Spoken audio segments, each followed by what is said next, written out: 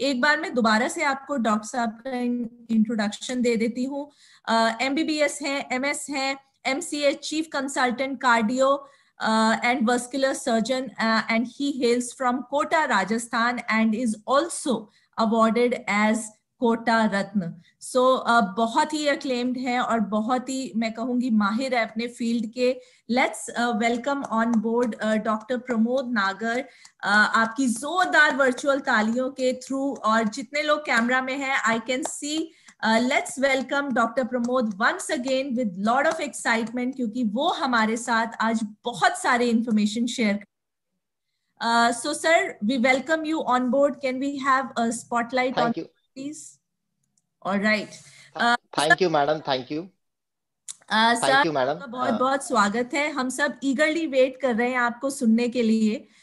तो sir please शुरुआत कीजिए और हमें बताइए कि चेंजिंग वेदर किस तरीके से हमारी बॉडीज को इम्पैक्ट कर सकता है। जैसे कि अभी हमने बात किया है, पोल्यूशन का बहुत ज्यादा जोर रहता है, उससे लोगों को सांस लेने में दिक्कत है, लंग्स के डिसऑर्डर्स हैं, और बहुत सारी समस्याएं जो हैं वो चालू हो गई हैं। लोगों की इम्यूनिटी दोबारा से एक चैलेंज बन के खड़ी हो गई है, क्योंकि अभी हम देख रहे हैं कि दोबारा से इन्फेक्शन का स्प्रेड बहुत तेजी से हो रहा है। So sir, over to you, please let us know कि what is the solution और कैसे इन situations को अपनी फैमिली को हेल्दी रखने के लिए हम टैकल कर सकते हैं। So over to you, sir. Thank you, madam. Thank you, Siddharth, and thank you whole Amway team. मुझे इनवाइट करने के लिए। आपने मेरा एक इंट्रोडक्शन तो दे दिया, मुझे बता दिया कि भाई इतने फेमस सर्जन हैं, ये है, लेकिन आपने ये नहीं बताया कि मैं एमवे बिजनेस में प्लैटिनम भी हूँ।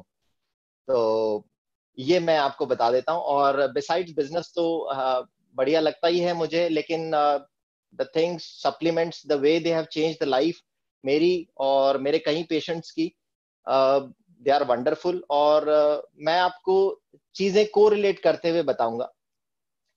हाउ आर फूड, हमारी लाइफस्टाइल, एक्सरसाइज वगैरह जो भी हम लोग प्लान करते हैं अपने रूटीन में, उसको हम कैसे ढंग से अप्लाई कर सकते हैं, कैसे हमारे एनवायरनमेंट को हम फाइट अप कर सकते हैं और अपने आप को फिट बना सकते हैं। अगर मैं मेरी छोटी क्लासेस की बात कहूं तो मैंने बहुत ध्यान से उनको पढ़ा है। आपने भी अगर अपनी किताबें पढ़ी होगी 10वीं 11वीं 12वीं की, तो उनमें डार्विन का नाम आता था, लेमार्क का नाम आता था। आज आप गूगल पे जाके पढ़ सकते हो, अगर आपको याद नहीं है, अपने बच्चों की किताबें खोल सकते हो। और उन्होंने कुछ थ्योरीज दी थी कि एवोल्यूशन कैसे हुआ, इंसान कैसे बना, कैसे कुछ स्पीशीज खत्म हो गई, कुछ स्पीशीज नहीं आई, वो क्यों, जो खत्म हो गए वो क्यों खत्म हो गए, और जो आज सर्वाइव कर रहे हैं वो क्यों सर्वाइव कर रहे हैं। तो उसमें एक थ्योरी दी गई थी, सर्वाइवल ऑफ द फिटेस्ट। और वो जो लाइन थी वो बचपन से मेरे दिमाग में बैठ गई थी कि वो उन्होंने जो इतने रिसर्च के बाद कहा है, सर्वाइवल ऑफ द फिटेस्ट, इसका मतलब ये है कि अगर टाइम के साथ आप अपने आप को उतना फिट बना करके रखते हो जितनी टाइम की रिक्वायरमेंट है, तो आपका सर्वाइवल हमेशा रहेगा। लेकिन किसी लेवल पे अगर आपसे गलती हो गई, या आप चूक गए, या आपने समय के साथ अपने आप को चेंज नहीं करा, अपने आप को फिट नहीं रखा उस हिसाब से, तो आप कहीं ना कहीं डाउनफॉल में जा सकते हो, या आप शायद आपका सर्वाइवल ही ना रहे। तो अब क्या है, समय के साथ पिछले 10-20 सालों में बहुत सारे फैक्टर्स चेंज हुए हैं। हमारा खाना पीना चेंज हुआ है, हमारी लाइफस्टाइल चेंज हुई है, हमारे एनवायरमेंटल फैक्टर्स चेंज हो गए, और इन सब ने हमारी बॉडी को इम्पैक्ट करा है। लेकिन क्या हुआ है, पिछले 20 सालों में हमने अपने आप को चेंज नहीं करा। और यही कई कारण है कि आज से 15 साल पहले जहां इंडिया में 20 में से एक आदमी डायबिटीज से परेशान था, आज की तारीख में हर तीसरे चौथे आदमी को डायबिटीज। आपके घर में एक आदमी डायबिटिक होगा, आपके पड़ोस में आप देखोगे, 10 घर जाके आप घूमोगे तो आपको पता लगेगा कि पड़ोस में 10 लोग शुगर की गोलियां खा रहे हैं। ठीक है, द थिंग्स हैव चेंज्ड, लेकिन हमने उन चीजों को समझा नहीं। ठीक है, थायराइड की प्रॉब्लम बहुत कॉमन हो गई है, ओबेसिटी, मोटापे की प्रॉब्लम बहुत कॉमन हो गई है। ठीक है, और एक फैक्टर नहीं है, बहुत सारे फैक्टर है। अगर हम लोग इनको इंडिविजुअलाइज करेंगे और समझने की कोशिश करेंगे तो हमें समझ में आ जाएगा कि प्रॉब्लम कहाँ पे क्रिएट हुई और हम कैसे फिट बन सकते हैं ताकि हम सर्वाइव कर सकें, है ना। सर्वाइवल ऑफ द फिट की कैटेगरी में हम सर्वाइवल की कैटेगरी में आ जाए। अब क्या होता है, सबसे इंपॉर्टेंट चीज, जब भी मैं किससे बात करता हूं, मैंने जो प्रॉब्लम फेस करी है, और जो शायद आप लोगों के सामने भी आएगी, या जो भी नए लोग हैं उनसे मैं पहली चीज कह दूं, मैं हमेशा कहता हूं कि जो कुछ आपने आज दिन तक सीखा है या समझा है, सबसे पहले उसको एक तरफ रख दीजिए। क्योंकि जब तक आप उसे अपने दिमाग से नहीं निकालेंगे तो जो मैं समझा रहा हूं उसे आप नहीं समझेंगे। आप मोरोन जिसे कहते हैं ना, बस बैठा रहता है यूं करके, कैमरे के सामने बैठ गए, सुन रहे हैं, और 1 घंटे की मेरी स्पीच हो गई, मैडम ने इतना एफर्ट कर लिया, टीम ने इतने बढ़िया प्रोग्राम कर दिया, लेकिन पूरा सेशन खत्म होने के बाद बस ताली बजाई, घर चले गए और समझ में कुछ नहीं आया। तो सबसे पहले तो आपके दिमाग में जो है उसे वॉश आउट कर दीजिए, फिर मैं नई चीजें उसके अंदर डालता हूं आपके। अब नई चीजों में क्या है, अगर मैं बॉडी को एक सिस्टम मानता हूं तो इस बॉडी को बैलेंस करने के लिए 2 चीजें मुझे चाहिए। एक फंक्शनिंग, फंक्शनिंग मतलब एक्सरसाइज हर पार्ट का, ये वो रोज ही काम में आता रहे, जैसे मशीनरी होती है तो वो नॉर्मल चलता रहेगा, और एक उस मशीनरी का जो फ्यूल है वो हमेशा उसमें नॉर्मल डलता रहे। नॉर्मली करना है हमें, एक्स्ट्रा कुछ नहीं करना है ना, जो नॉर्मल चाहिए उसको। तो एक पार्ट हमें ये समझना पड़ेगा कि ये मशीनरी कैसे काम कर रही है, इसे नॉर्मल कैसे काम करते रहना चाहिए, हमारी बॉडी कैसे काम करती है। और दूसरा, इसका फ्यूल क्या है और उस फ्यूल को हम लोग कैसे नॉर्मली देते रहे ताकि ये बॉडी हमेशा परफेक्ट बनी रहे। ठीक है, अगर मैं एक इंजन की बात करूं, वो पेट्रोल से गाड़ी चलती है, आप उसमें थोड़ा केरोसिन मिला दोगे, कोई फर्क नहीं पड़ेगा, गाड़ी चलेगी, लेकिन वो कुछ टाइम बाद उसका इंजन खराब हो जाएगा, है ना। तो ऐसे ही हमारा शरीर है, इसकी फंक्शनिंग के लिए हमें उसकी सर्विसिंग, ऑयलिंग और मशीनरी को रेगुलर यूज करना पड़ेगा। अगर मशीनरी यूज नहीं करोगे तो जंग लग जाएगी और थोड़े टाइम बाद जो जॉइंट्स हैं वो खराब हो जाएंगे, मतलब बॉडी के हर फंक्शन खराब होने लग जाएंगे। तो पहला पार्ट आता है एक्सरसाइज का। ठीक है, एक्सरसाइज का पार्ट में क्यों पहले ले रहा हूं, मैं हमेशा एग्जाम में ना छोटे क्वेश्चंस के आंसर पहले दे दिया करता था, ठीक है, ताकि फटाफट फटाफट थोड़े थोड़े नंबर मिल जाए। तो यहां पर भी मैं यही करूंगा। बॉडी को बनाने के लिए 20 to 30% रोल है एक्सरसाइज का, और 60 to 70% रोल है वो है फूड का। तो छोटा आंसर कौन सा हुआ, एक्सरसाइज। तो एक्सरसाइज को मैं पहले कवर कर लेता हूँ, छोटा वाला पार्ट है। आप लोगों के लिए मेजर पार्ट होगा, क्योंकि जिससे भी मैं बात करता हूँ आप अपनी बॉडी के लिए क्या कर रहे हैं, मैं रोज योगा करता हूँ, मैं लंबी सांस लेता हूँ, मैं ये करता हूँ, मैं गार्डन में 2 घंटे घूमता हूँ, मैं 6 किलोमीटर जाता हूँ, मैं 50 किलोमीटर साइकिल चलाता हूँ। और उस पूरे कन्वर्सेशन में ना उसका खाना कहीं आता है, ना वो फूड को लेके फोकस्ड है, वो उस 20-30% पार्ट को लेके ज्यादा फोकस्ड है जो छोटा पार्ट है। तो मैं उसी पार्ट पे पहले बात करूंगा जिस चीज को लेकर के आप गुमराह हो। ठीक है, अब एक्सरसाइज का पार्ट 20-30% है, लेकिन इंपॉर्टेंट है कि आप 30 मिनट्स अपनी बॉडी को एरोबिक वर्कआउट दो। वो एरोबिक वर्कआउट आप योगा के फॉर्म में दे सकते हो, साइकिलिंग, स्विमिंग, किसी भी तरह की एक्सरसाइज के फॉर्म में दे सकते हो। लेकिन जब आप एक्सरसाइज की बात करते हो तो बेसिकली जब आप अपनी बॉडी को बिल्ड करने के लिए एक्सरसाइज कर रहे हो तो आपको एक थंब रूल रखना पड़ेगा कि आपकी जो बेस लाइन हार्ट रेट है वो 60 हो सकती है, 70 हो सकती है, 80 हो सकती है। उस बेस लाइन का हार्ट रेट का आपको अपनी हार्ट रेट को 1.5 गुना लेके जाना पड़ेगा, और फिर उस लेवल पे आपको 10 या 20 मिनट एक्सरसाइज करनी पड़ेगी, तब आपकी बॉडी का एक्सर्शन होगा। अभी कई लोग गार्डन में सुबह सुबह बैठ के ये चालू हो जाते हैं, ठीक है, लेकिन इस विग्रस एक्सरसाइज से आप बेसिकली अपने लंग की कैपेसिटी बढ़ाने की कोशिश कर रहे हो। अभी हवा आपने 10 ml भी नहीं सूंघी, आपके लंग की कैपेसिटी 500 ml है, तो कम से कम 500 ml तो सूंघो, तब तो कैपेसिटी बढ़ेगी। तो सबसे पहला आपकी एक्सरसाइज का पैटर्न ही गलत है। तो सबसे पहले सही तरीके से समझिए किसी भी एक्सरसाइज को कैसे किया जाता है। आप लोग टीवी पे बैठ के उसको रिपीट कर रहे हो, सामने एक एक्सरसाइज कर रहा है, आप उसको रिपीट कॉपी करे जा रहे हो, लेकिन फॉल्टी तरीके से। जब तक आप सही तरीके से नहीं करोगे आपके शरीर को नहीं लगेगा। तो हर एक्सरसाइज की एक टेक्निक है। आप अनुलोम विलोम कर रहे हो तो 500 ml की टाइडल वॉल्यूम अंदर जानी चाहिए, एयर अंदर जानी चाहिए, तभी आपकी लंग कैपेसिटी इंक्रीज होगी। नहीं तो करते ही रहो, किसी दिन सांस लेते लेते सांस रुक जाएगी, पता भी नहीं लगेगा। क्योंकि कॉमन प्रॉब्लम है, मेरे से लोग आते हैं और ये बोलते हैं कि वो तो रोज एक्सरसाइज भी करता था, वो तो फिट भी रहता था, गार्डन में उसको रोज घूमते देखता था, पता नहीं क्या हुआ, कोरोना लगा, एक ही दिन में मर गया, एक ही दिन में लंग्स खराब हो गए। अरे उसने वो करा ही नहीं जो उसको चाहिए था। सो आपका भले ही 20-30% पार्ट है, बट उसे समझिए and do it perfectly. Heart rate आपकी 1.5 गुना जानी चाहिए, टाइडल वॉल्यूम आप पूरी कीजिए, हर जॉइंट की एक्सरसाइज कीजिए, ठीक है, स्ट्रेंथनिंग एक्सरसाइजेस कीजिए, स्ट्रेचिंग एक्सरसाइज कीजिए। अभी कई लोग योगासन करते हैं। योगासन कैसे करते हैं, बिस्तर में लेट जाते हैं, आराम से चादर ओढ़ लेते हैं और लंबी लंबी सांसें लेते रहते हैं। आपकी बॉडी को उससे कोई बेनिफिट नहीं हो रहा, रत्ती भर ऑक्सीजन भी एक्स्ट्रा नहीं गई आपकी बॉडी में, है ना। तो इस तरह की एक्सरसाइजेस मत कीजिए। दूसरा पार्ट फ्यूलिंग, जो इंपॉर्टेंट पार्ट है, जिसको हम कभी समझ नहीं पाते या समझना नहीं चाहते। उसके लिए WHO ने हमारी हेल्प करी हुई है। कैसे हेल्प करता है, उसने गाइडलाइन सेट करी हुई है कि हमारी बॉडी को फंक्शन करने के लिए पर केजी बॉडी वेट के हिसाब से कोई भी फूड कितना चाहिए। फूड को अगर हम लोग ब्रेक करें तो बेसिकली हम लोग इसके न्यूट्रिशन कंपोनेंट्स को लेना चाहते हैं। इसमें कुछ मैक्रोन्यूट्रिएंट्स हैं, कुछ माइक्रोन्यूट्रिएंट्स हैं जो हमारी बॉडी को चाहिए, लेकिन हर कंपोनेंट चाहिए। जब तक वो हर कंपोनेंट नहीं जाएगा हमारी बॉडी प्रॉपर वे में फंक्शन नहीं कर पाएगी। मैक्रोन्यूट्रिएंट में प्रोटीन, कार्बोहाइड्रेट, फैट आते हैं। कार्बोहाइड्रेट फैट की कोई कमी नहीं है, वो इतना मिल जाता है हमें जिसकी कोई लिमिट नहीं है। रोज पकौड़े तल लो, पूड़ी तल लो, आलू खा लो, चिप्स खा लो, सब में मिल जाएगा। ठीक है, जो मैक्रोन्यूट्रिएंट का इंपॉर्टेंट पार्ट रह जाता है वो प्रोटीन। अभी कई लोगों से जब मैं इस मैक्रोन्यूट्रिएंट की बात करता हूं तो कहते हैं हम तो बहुत प्रोटीन खाते हैं, मैं तो नॉनवेज भी खाता हूँ, अंडे भी खाता हूँ, हमारे घर में तो चिकन भी चलते हैं, फिश भी चलते हैं, सब खाते हैं हमारे घर में। अच्छा ठीक है, घर में कोई बीमार है, थोड़ा सा मम्मी का हीमोग्लोबिन पता नहीं क्यों कम रहता है, थकान रहती है, वैसे तो कोई प्रॉब्लम नहीं है, ठीक चल रही है। पापा की शुगर कंट्रोल नहीं रहती, कभी ऊपर होती है कभी नीचे होती है, तब से चल ही रहा है, कभी डॉक्टर टैबलेट लिख देता है, कभी इंसुलिन लिख देता है। वाइफ का सिरदर्द हमेशा मेंटेन्ड ही रहता है, पता नहीं उसके माइग्रेन की प्रॉब्लम है, खूब गोलियां खाती है पर बार बार प्रॉब्लम आती है। हम, मेरी नींद थोड़ी सी डिस्टर्ब रहती है, लेकिन वो काम की वजह से दिन भर काम का स्ट्रेस इतना रहता है। माय डियर, ये सारी प्रॉब्लम्स सिम्टम है वो सारे न्यूट्रिशनल डेफिशिएंसी का, जो आप प्रॉपरली ले नहीं पाए। हाँ, आपके हिसाब से आप प्रोटीन पूरा ले रहे हो, पर क्या WHO के हिसाब से आप प्रोटीन पूरा ले रहे हो? नहीं, क्योंकि WHO ये कहता है कि अगर आप एक नॉर्मल आदमी हो, सेडेंटरी लाइफस्टाइल है आपका, ज्यादा बैठने का काम है, तो आप 1 ग्राम पर केजी बॉडी वेट प्रोटीन लीजिए।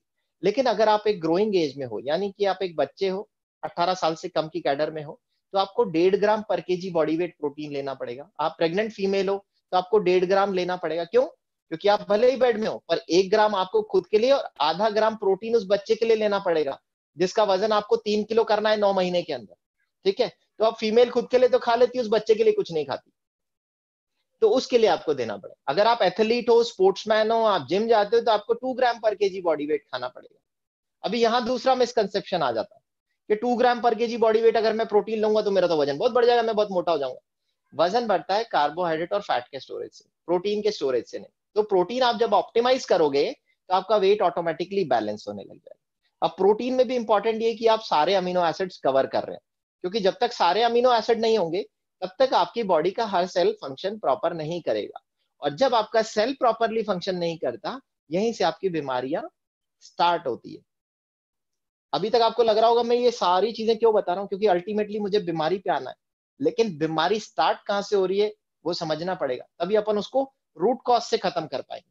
तो बीमारी यहां से स्टार्ट हो रही है कि जहां आपके बॉडी के सेल को प्रॉपर प्रोटीन नहीं मिल पा रहा है, तो वो अपनी एंजाइम फंक्शन नॉर्मल नहीं कर सकता, अपने एंटीबॉडीज को प्रॉपर नहीं बना सकता, अपने इम्यून सिस्टम को बूस्टअप नहीं रख सकता, हार्मोन्स को प्रॉपरली नहीं बना सकता।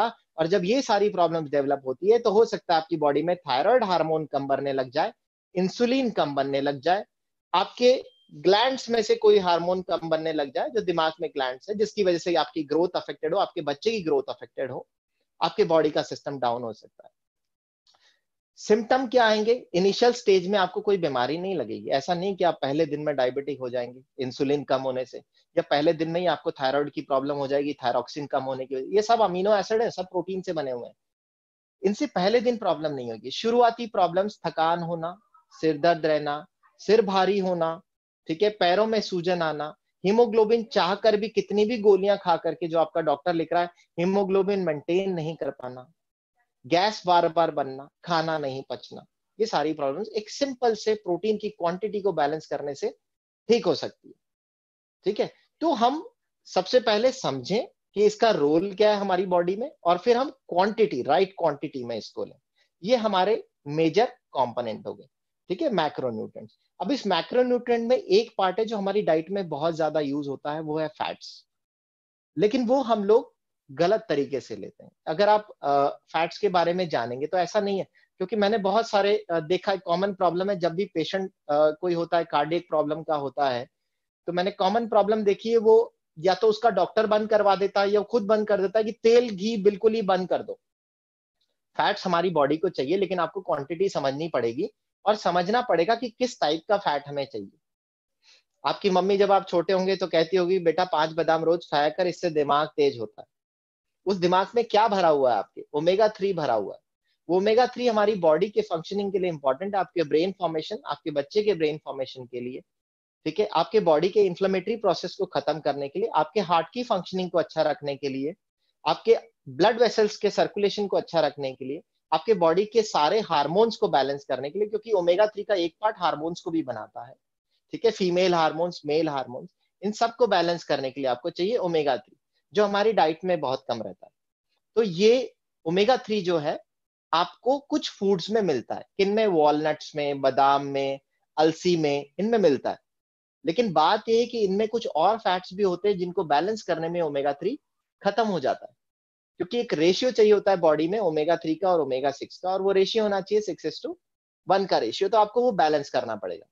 ठीक है, अब आप 5 बादाम खा करके आप सोचो कि मुझे ओमेगा 6 मिल गया, मेरा दिमाग तेज हो जाएगा, तो आपको कम से कम इतनी बादाम खानी पड़ेगी कि आपका जो दिमाग है उसके अंदर भर सको रोज। आपको खोपड़ी खोलनी पड़ेगी, उसमें बादाम भरनी पड़ेगी, कम से कम 100-150 बादाम आएगी।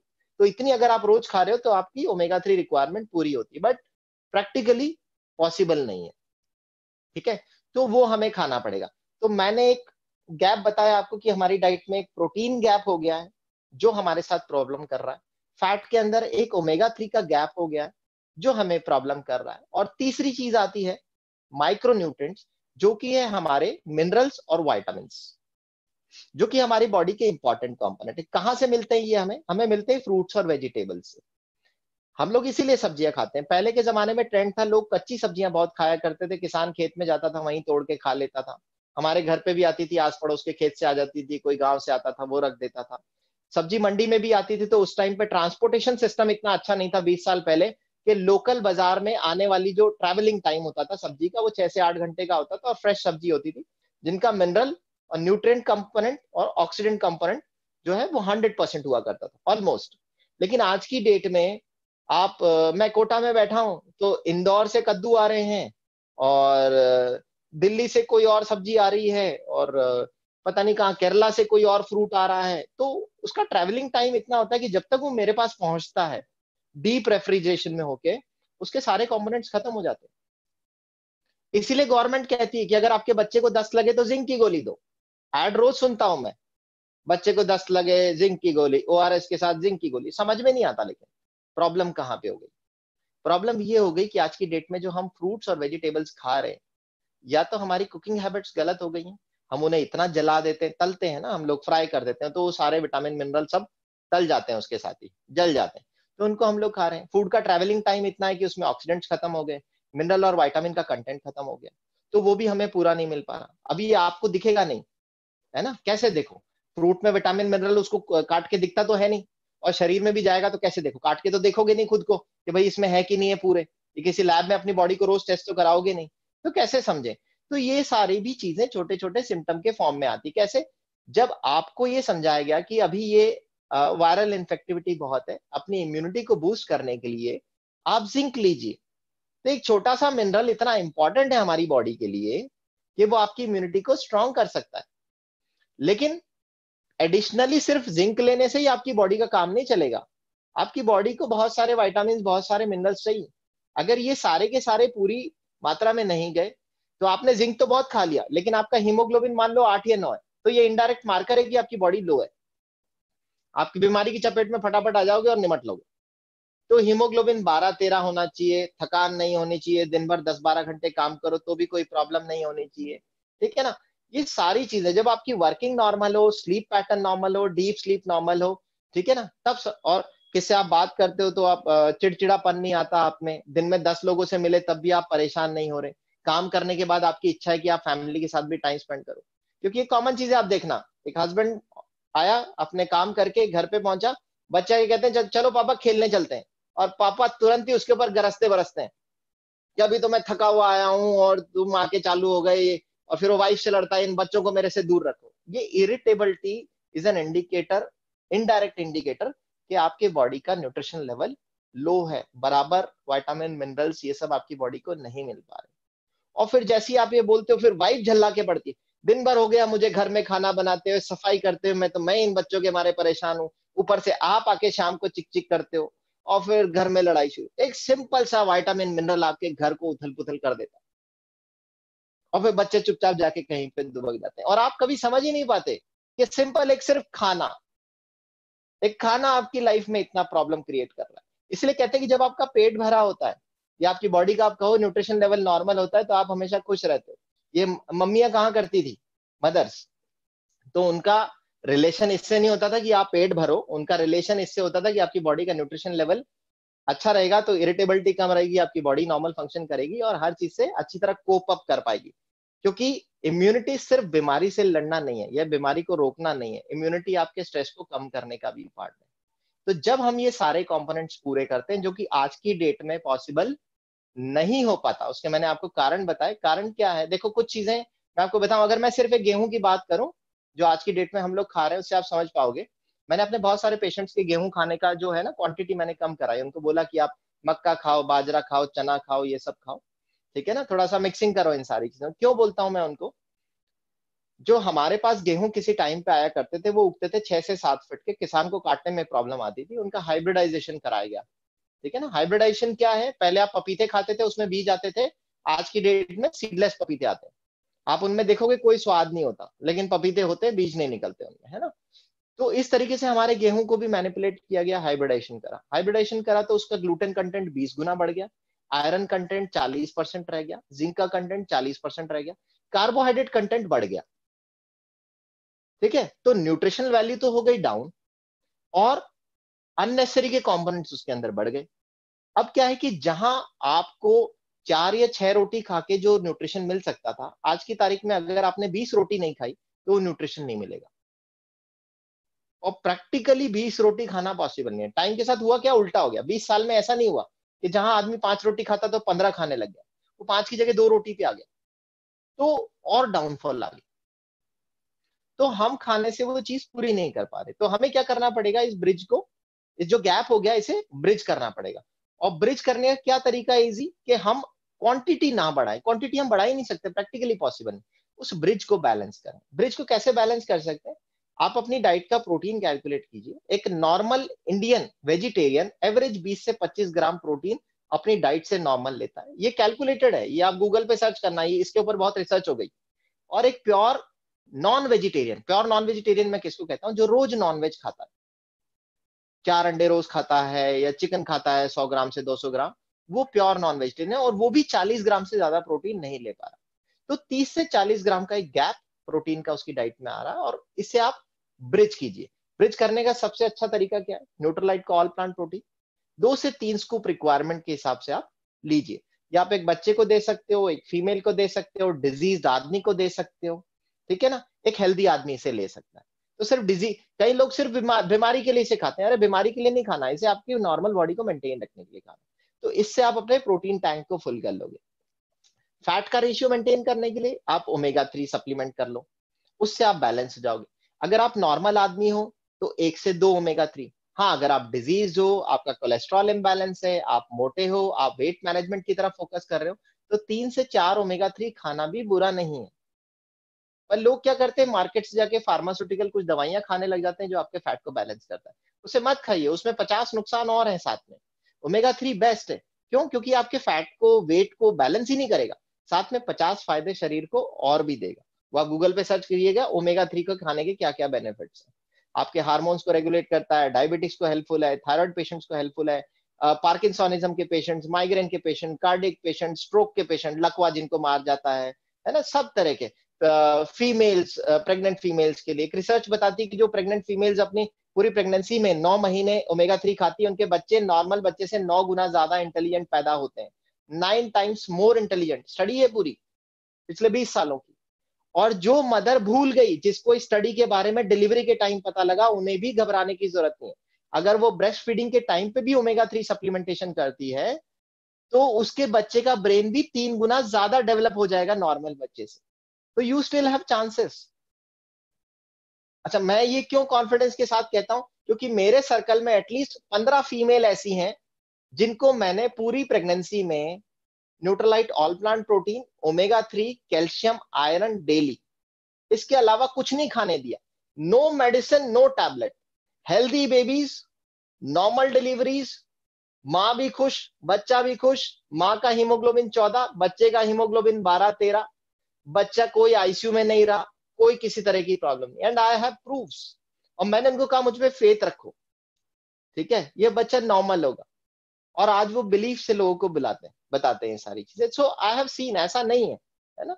तो ये सारी चीजें मेरी देखी हुई है। अब क्या है यहाँ, इसके बाद छोटा सा कंपोनेंट जो है विटामिन मिनरल। ये आप अपनी सब्जी से नहीं ले पा रहे। अब क्या होता है, कई लोग कहते हैं सलाद खा रहे हैं, हम लोग कच्चा सलाद भी खाते हैं, इससे हमें मिनरल्स मिल जाते हैं, विटामिन मिल जाते हैं, आप खाते होंगे। लेकिन सलाद का कंसेप्ट ये कि पहले आप थाली भरिए खाना खाने के पहले, और तब तक आपको कच्चा खाना है जब तक कि आपका पेट नहीं भर जाए। इसका मतलब आप सैलड प्रॉपरली खा रहे हैं, और फिर उसके बाद जो बची हुई जगह आपके पेट में, पेट भरने के बाद, तब आपको खाना खाना है। और वो जो आपकी सलाद की थाली है, उसमें कम से कम 5 रंग के सलाद होने चाहिए। अभी सलाद के नाम पे हमारे सिनेरियो में क्या होता है, या तो हम 4 खीरे के पीस ले लेते हैं, 2 मूली के पीस ले लेते हैं, 2 प्याज के पीस ले लेते हैं, और हमारी सलाद की रिक्वायरमेंट पूरी हो जाती है। यही है हमारी प्लेट का क्राइटेरिया, क्योंकि हमें पता ही नहीं कि खाना क्या है। और कोई इस तरीके से खा रहा होता है तो उसे हम पागल डिक्लेयर कर देते हैं। क्योंकि मैं जानता हूं महेंद्र सिंह धोनी की डाइट एक टाइम पे अखबार में छप के आई, एंड पीपल वर मैड, यार ये 1.5 लीटर दूध पीता है, ये 2 दर्जन केले खाता है, ये पागल है क्या आदमी, कितना फिट है वो, देखो उसको, perfect body, because he is eating a perfect diet. अच्छा, आपके सामने क्या प्रॉब्लम आती है यार, 2 लीटर दूध अगर मैं लूंगा तो 120 रुपए का या 150 रुपए का दूध मेरे घर में आएगा, रोज के इतने केले, 500 रुपए के फ्रूट। तो मैं कहाँ कह रहा कि आप डेली एडिशनली इतना कुछ खाओ, ये करो। सिंपल है, bridge the gap with simple supplements, और वो आपकी बॉडी को पूरा रख देंगे। तो इतने केले खाने की जरूरत नहीं है, 1 दर्जन केले मैं भी नहीं खा सकता, मैंने कोशिश कर ली, 6 के ऊपर जाता ही नहीं हूँ, पार ही नहीं हो पाते मुझसे। सेब भी मैं खाऊं तो 2 से ज्यादा नहीं खा पाता, तो आपके लिए भी पॉसिबल नहीं है। मैं तो इतना फिटनेस फ्रीक हूँ, इतना कोशिश करता हूं तो नहीं खा पाता, तो आपके लिए तो पॉसिबल नहीं है, ठीक है ना। तो जानकारी होते हुए मैं नहीं खा पा रहा, तो मैं क्या करता हूँ, easily I go for daily Nutrilite. Daily ले लो, उसमें सारे विटामिन आ गए, सारे मिनरल आ गए, सारे एंटीऑक्सीडेंट्स आ गए, सारे फाइटोन्यूट्रिएंट्स आ गए, और वो मेरा गैप ब्रिज हो गया। ठीक है, अब ये गैप मुझे क्यों ब्रिज करने की जरूरत है, क्योंकि यहीं से सारी बीमारियां शुरू हो रही है। शेफाली मैडम ने कहा कि आज की डेट में ये प्रॉब्लम्स हो रही है कि अभी एनवायरनमेंट चेंज हो रहा है, हमारी बॉडी उससे अफेक्टेड हो रही है, हार्ट की प्रॉब्लम लोगों को इस मौसम में बहुत होती है, सांस की प्रॉब्लम बहुत होती है लोगों को, एस्थमेटिक पेशेंट्स को अटैक आ जाते हैं। ठीक है, ये सारी क्यों हो रही है, क्यों हम एनवायरनमेंट से इंपैक्टेड हो रहे हैं। हमारे एनवायरनमेंट में क्या ऐसी चीज है जिसको हम करेक्ट ही नहीं कर पा रहे, हम उससे फाइट ही नहीं कर पाते। एनवायरनमेंट डेली चेंज हो रहा है। आज से 20 साल पहले इतना पोल्यूशन नहीं था, आज से 20 साल पहले खाना इतना गंदा नहीं था, इतने प्रिजर्व फूड हम लोग नहीं खाते थे, डब्बा पैक्ड फूड हम लोग नहीं खाते थे। ठीक है, हमारे खाने में इतना एडल्ट्रेशन नहीं था, इतना हाइब्रिडाइजेशन नहीं था। ठीक है, तो हमारा खाने का कंपोनेंट लो हो गया।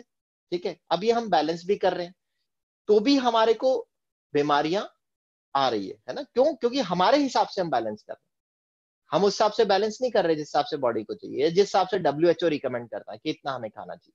तो आप पहले सप्लीमेंटेशन, अपनी डाइट को प्रॉपर कीजिए, सप्लीमेंटेशन कीजिए, एक्सरसाइज लीजिए। ये तीनों चीजें जब आप ब्रिज करोगे तो बॉडी परफेक्ट हो जाएगी।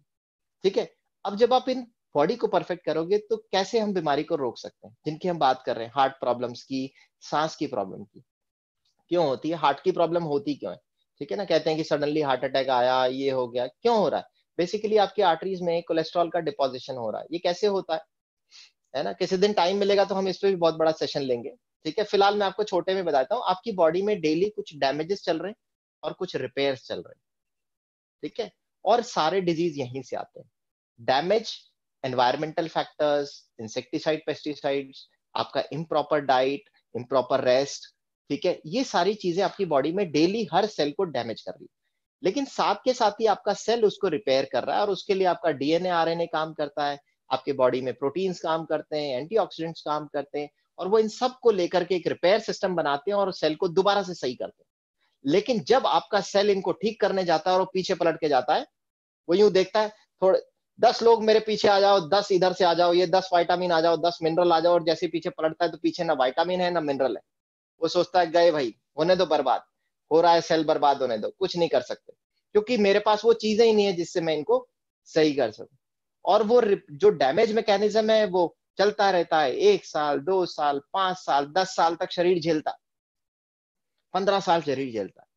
और 80% जब तक आपकी बॉडी खराब नहीं हो जाती तब तक वो शरीर झेलता है, और उसके बाद फिर वो हाथ खड़ा कर देता है, और फिर सडनली एक बीमारी के रूप में आपके सामने आता है। और वो बीमारियां क्या होती है? डायबिटीज, सडनली हार्ट अटैक हो जाना, हार्ट की वेसल्स में ब्लॉकेजेस पैदा हो जाना, दिमाग की नसों में ब्लॉकेजेस पैदा हो जाना, आपका BP शूट अप कर जाना, ठीक है, इंसुलिन की बॉडी में कमी आ जाना, ये सारे डिजीज एकदम से आपको आने लग जाते हैं। तो बेसिकली आपको क्या करना है, बीमारी का जो डैमेज मैकेनिज्म हम नहीं रोक सकते, बट हम अपने रिपेयर मैकेनिज्म को सही कर सकते हैं। और ये रिपेयर मैकेनिज्म ही है जिसे आप इनडायरेक्टली इम्यूनिटी कहते हो। तो इम्यूनिटी एक चीज से नहीं बनी हुई है, इम्यूनिटी आपकी बॉडी का वो रिपेयर सिस्टम है जो किसी भी डैमेज से लड़ने में आपको हेल्प करता है। और इस रिपेयर मैकेनिज्म के लिए उसे एक बहुत बड़ी सेना चाहिए, और उस सेना में क्या क्या आता है, अभी मैंने आपको सब कुछ बता दिया, वो आपको बैलेंस करना है। अब जब आप ये बेसिक बिल्डिंग ब्लॉक पूरे करते हो, क्या क्या, प्रोटीन्स, अच्छे फैट्स, ओमेगा 3, मल्टीविटामिन मिनरल्स, और फ्रूट वेजिटेबल्स है। फ्रूट वेजिटेबल्स अगर आप नहीं खा पा रहे तो we are very good, bridging gap के लिए हमारे पास न्यूट्रलाइट की कंसंट्रेट फ्रूट वेजिटेबल्स आती है, very which is very rich in antioxidants. और किसी भी डिजीज आदमी को ये लेने चाहिए, क्योंकि एंटीऑक्सीडेंट्स ही आपके रिपेयर मैकेनिज्म का एक इंपॉर्टेंट कंपोनेंट। तो ये बेसिक हम लोग ले लेते हैं तो हमारा सिस्टम स्टार्ट हो जाता है। अब जब हमारा ये रिपेयरिंग सिस्टम ठीक चल रहा है, तो अब हमें लड़ने के लिए इसे और स्ट्रांग बनाना है।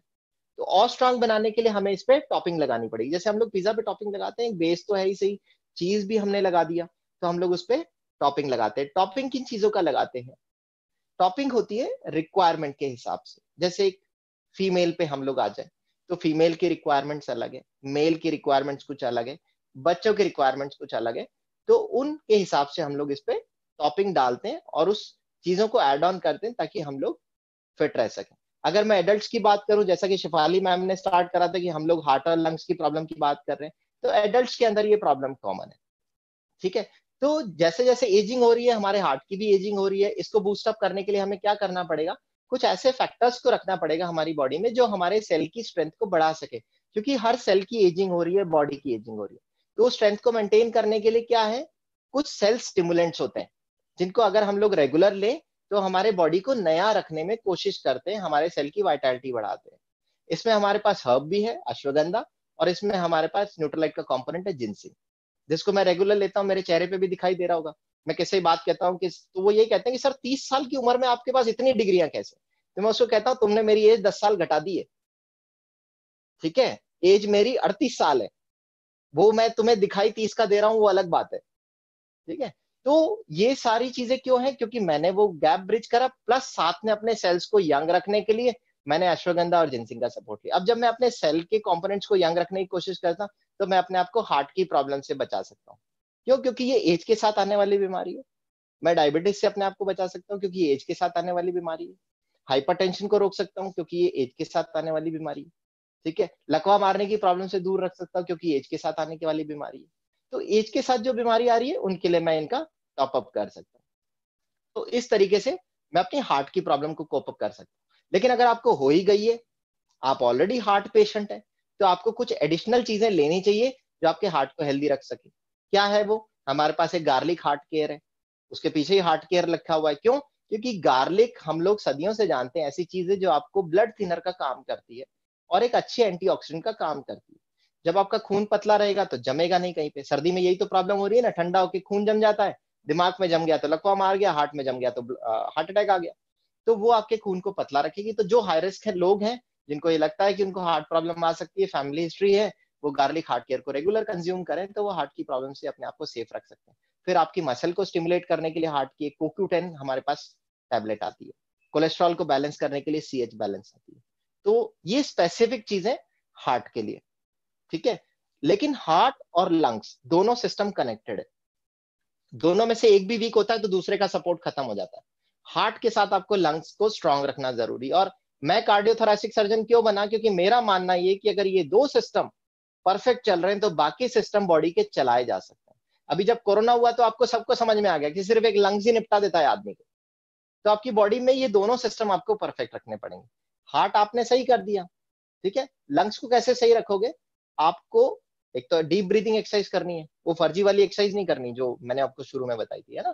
डीप ब्रीदिंग एक्सरसाइज करनी, एक्सरसाइज करने के साथ आपकी रेस्पिरेटरी हेल्थ को मेंटेन करने के लिए कुछ एडिशनल चीजें लेनी पड़ेगी। आप लोग ऑलरेडी लेते आए हो, चाय में अदरक डालते हो, ठीक है ना, तुलसी आप खाते हो, लौंग आप खाते हो, ये सारे हमारे रेस्पिरेटरी हेल्थ को सपोर्ट करता है।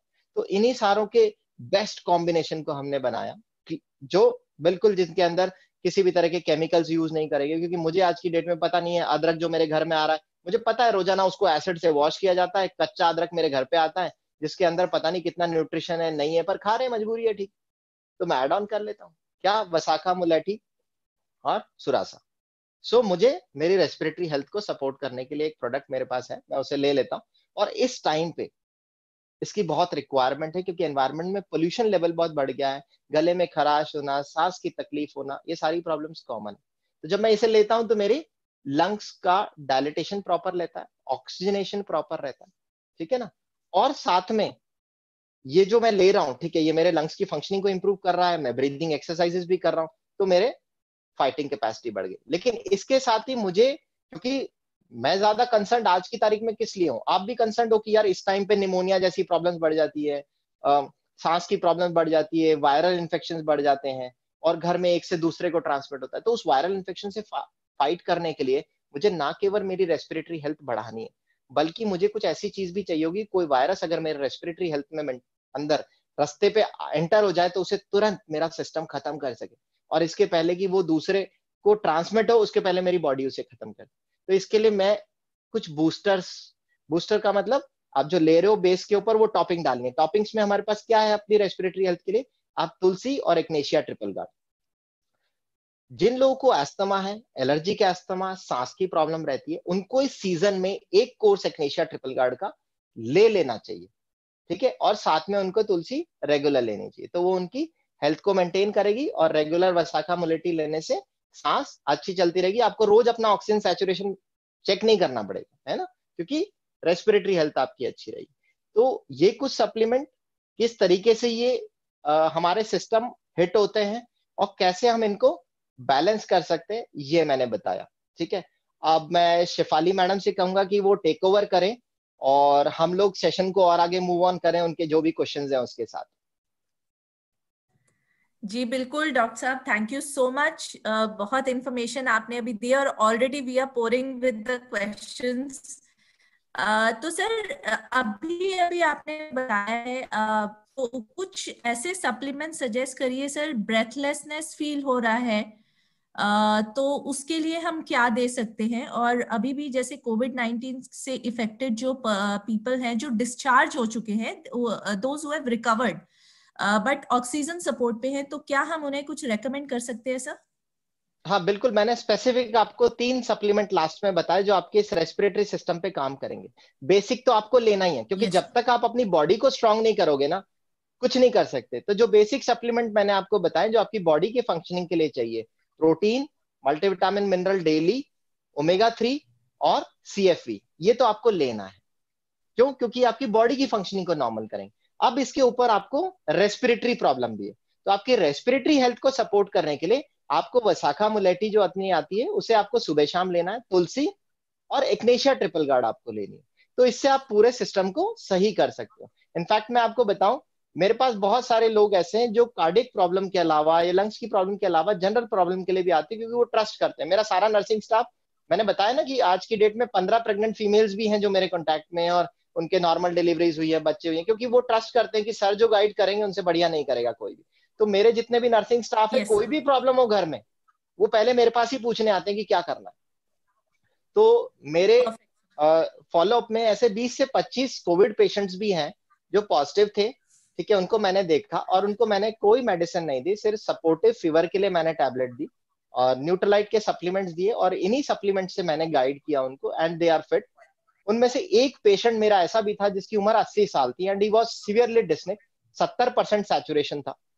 उसके लिए ऑक्सीजन सिलेंडर की फैसिलिटी मैंने घर पे ही प्रोवाइड कराई, और उसको मैंने यही कहा कि आधा लीटर से ज्यादा ऑक्सीजन तुम्हें नहीं सूंघनी है, वो भी जरूरत हो तो सूंघना। और बाकी जो मैंने सप्लीमेंट्स आपको बताई, ये पूरे सप्लीमेंट मैंने उनको दिए, and recovered in 7 to 8 days। Wow. और उसके घर ओके। वाले इतने खुश थे, ही सेड कि अगर हम हॉस्पिटल ले गए होते ना तो बाबा मर गए होते, लेकिन आपने निकाल दिया।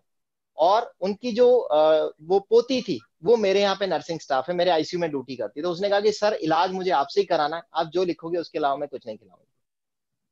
और मैंने उनको कोई एंटीवायरल मेडिसिन नहीं दी, कोई कुछ नहीं, कोई इंजेक्टेबल नहीं, कोई बोतल नहीं, कुछ भी नहीं, and recovered with in 7 to 8 days, is perfect. तो सप्लीमेंटेशन बेसिकली कोविड को ट्रीट नहीं कर रही, आपकी बॉडी को इतना स्ट्रांग बना रही कि आप वायरस से लड़ पाओ, आपकी बॉडी में एंटीबॉडी रीजनरेशन इतना फास्ट हो कि वायरस अपना इंपैक्ट दिखाने के पहले आपको ठीक कर दे। लेकिन उसकी तैयारी आपको कब करनी पड़ेगी? आपको वायरस इंपैक्ट करे उसके पहले, क्योंकि body.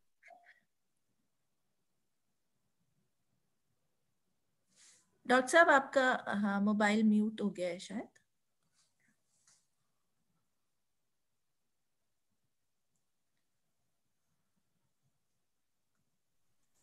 I think there is some connectivity issue.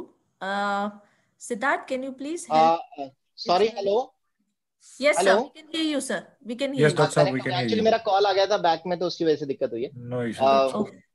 हाँ, तो मैं आपसे बात कर रहा था कि हमारी बॉडी को हमें प्रायर स्ट्रांग बनाना पड़ रहा है। अभी जो लोग गलती कर रहे हैं वो क्या कर रहे हैं, यार तब ध्यान दे लेंगे जब प्रॉब्लम होगी। अभी जब प्रॉब्लम होगी तो आपकी बॉडी में एक सेल को बनने के लिए मिनिमम 30 डेज का टाइम चाहिए।